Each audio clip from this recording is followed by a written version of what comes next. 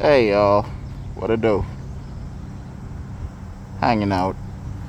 Just got this beauty back. I was having some fuel pump issues. Yeah, so just got her back from the shop like a week ago, and I already fell. Not on this, but hurting my knees like a motherfucker. But yeah, just wanted to give y'all an update because it's been a minute. I'm resting my little knees. It should be good by about next week. So yeah, having fuel pump issues where the bike would shut off and the bike would bog at 8,000 RPMs. 8 to 10,000 RPMs, it would just bog. It wouldn't die, but it just wouldn't pass it. And then I would turn it off, let it sit for a minute, and then it would do the same thing again as soon as like the bike is warm. And I hated going through that. So what I did was bought a new fuel pump and filter from Fuel Pump Factory and got it installed, and I couldn't figure it out for the love of Christ why the bike wouldn't start. Took the old one out. I thought I did everything correctly. I haven't went over it twice and still messed up, but the bike wouldn't start. So didn't change the assembly, just the pump, the filter, and the regulator. And then the bike wouldn't start, so I figured it was an injector problem because the guy that built the tank, he had put the sealer in the tank. I think I spoke about this in the last video. So I had to bring the tank back to him to get it to clean the sealer out of the tank because I don't know why he did that from the get-go. So that, I think,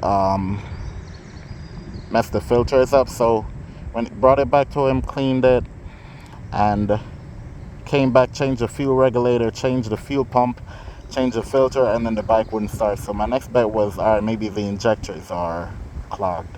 And I bought this little kit from like AutoZone for injector cleaner. Changed the injectors, those were good. Changed the, flushed the fuel lines to make sure, and the fuel rails to make sure those were good. Didn't get the primary injectors because it has two sets of injectors, like one at the bottom and one at the top. So I only got to the top ones and cleaned those out. Sorry for the wind. Yeah. So cleaned those out, and for the love of Christ, the bike would not start. Put fresh gas in it, still wouldn't start. Lo and behold, what happened was there's a little on the assembly at the top that the regulator goes into. No, the fuel pump goes into. There's a little white clip that when I was taking out the OEM pump, it came off on it, and I didn't put it back in on the new one. So took it to a shop, took it to my guy, had it sitting in the shop for like a month and a half before he got to it because he was one of the best in the state, busy guy. So he had it sitting for like a month and a half before he got to it. And then I had to get a new fuel pump and filter. Fuel Pump Factory, they were good about that. They sent one out because he was like, yeah, the pump is bad. So they sent one out, like overnighted it, and then I brought it back to him, and then he was like, yeah, it's missing the little white clip thing.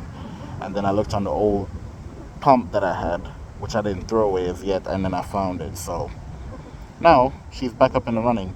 The other issue that I'm having now is with the cap, because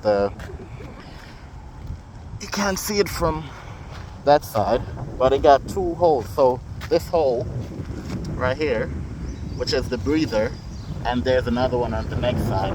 One is the overfill hose.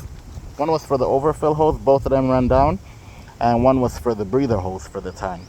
And what the guy did was he put a bunch of seam sealer in those, and he blocked it off, and he kinked it in the tank.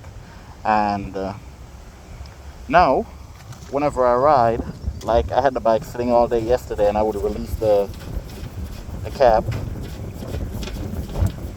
and you would hear like a soda, right? So now whenever I ride, occasionally I'll just release the cap to let pressure out. So I'm thinking about getting like one of those valves installed, like piercing this and putting like one of the dirt bike breather valves on it so the tank vents, and just running that little hose down here or up here so the tank breathes. Because the mechanic said if I don't let it breathe, then I might run into overworking the new fuel pump, and then of course I'm gonna need another one, even though I got a spare.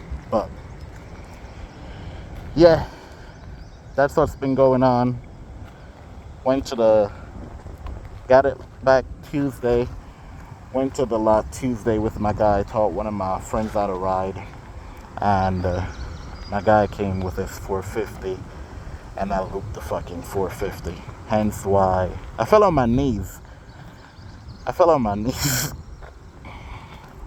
and looped the 450 and just been in recovery because my knees hurt. So I've been biofreezing and icing it. So by next week I should be back good. But got it back the first day. Hopped on it. Did a couple wheelie. Did a couple seat standers. Back at it like I never left. So outside of that, the bike is running good. She needs to get a wash. But and another thing, I gotta get another mount for my helmet for my GoPro. So I'm waiting on that to come in so I could give y'all some more point of views and go on a couple more rides. So just bear with me. I'll be back momentarily. I'm still riding and still practicing. Well, not really at the moment, but when I get the mount back from thinking of getting one from like Chin Mounts or something. Then when I get it back, then I'll be back to more point of views or more practice sessions or more rides or whatever. But yeah, hope y'all been doing good. Also, I rolled the handlebars back a little bit because I felt like I was leaning too much forward. So I just recently did that. I rolled them back and it feels good. I haven't tried no stoppies because I'm hurting. So,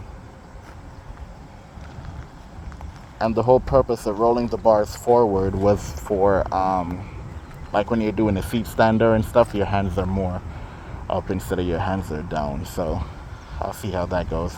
And then also when you're doing stoppies to kind of make your hands straight, but yeah, that's what's up. Hope y'all been practicing, hope y'all been riding, enjoying y'all bikes, and hope y'all stay safe until next time. Peace.